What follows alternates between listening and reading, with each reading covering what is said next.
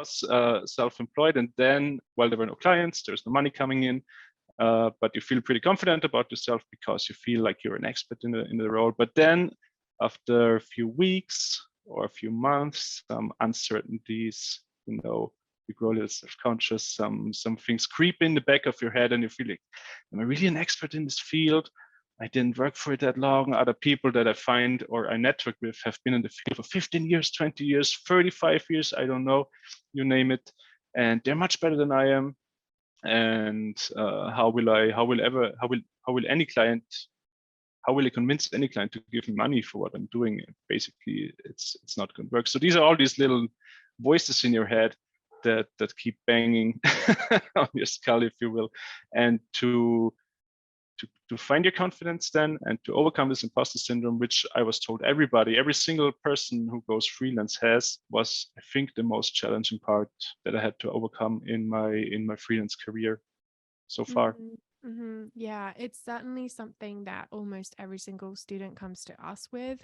Something that I've experienced a lot. Is something that I'm actually presenting about that at a conference this week, All because right. it is such a common challenge for new freelancers, and everybody's in the same boat, but they all think that everybody else doesn't have it and that they're the only one.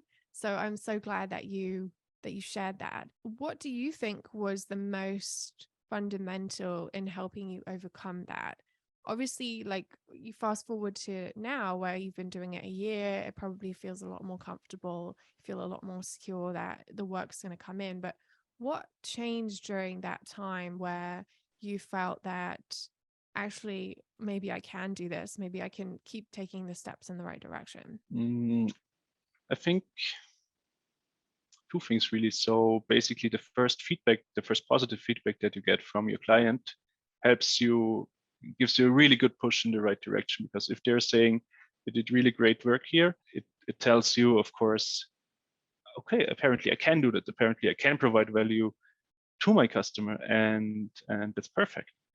And the second thing is, I think if you go freelancer in any or if you do anything, I think you constantly need to learn and grow, and constantly need to seek feedback from others, which I always thought I'm really good at asking people for feedback, and then digesting the negative feedback and learning from it. As a freelance medical writer, I find it to be very, very difficult to get negative feedback on your first drafts, because sometimes they're so bad and you get such bad feedback. Well, I think very constructive feedback, of course, but it still hurts a little bit that the first draft is not perfect.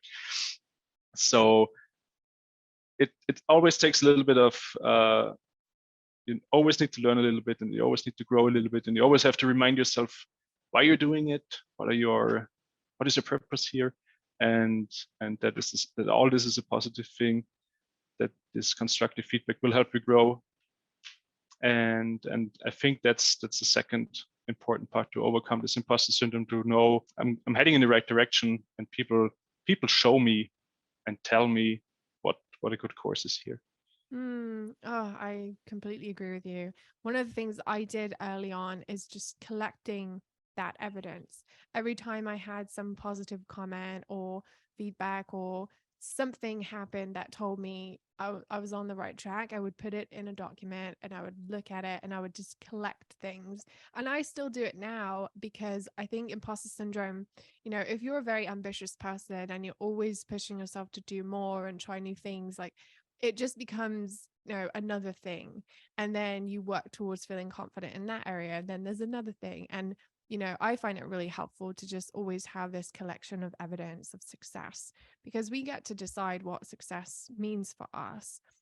And you mentioned your purpose and being clear about what that is. I think that's so important, because sometimes when you start your own business, you get pulled in all these different directions. And if you're a people pleaser, or you really want to just do what people want you to do and you want to feel needed, then you could find yourself just burning out, being overly busy, undercharging, doing things that you don't really enjoy doing. And you really need to be able to pull it back and say, why am I doing this in the first place? And what is in it for me? And how do I want to experience this every day?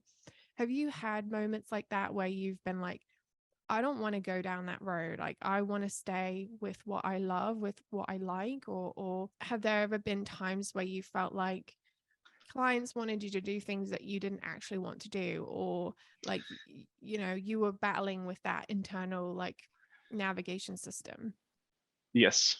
Well, constantly, basically, you constantly get asked stuff that you either you're not feeling comfortable with because you don't have experience in it. That's an opportunity for growth again. So you can take this chance and walk out of your comfort zone a little bit, and maybe you broaden your horizon, and that's a good thing. But there are also a lot of instances where clients would ask stuff that you're not comfortable with because it's either unethical, you really don't have expertise in it, for like anything doing with, I don't know, graphic design, for example.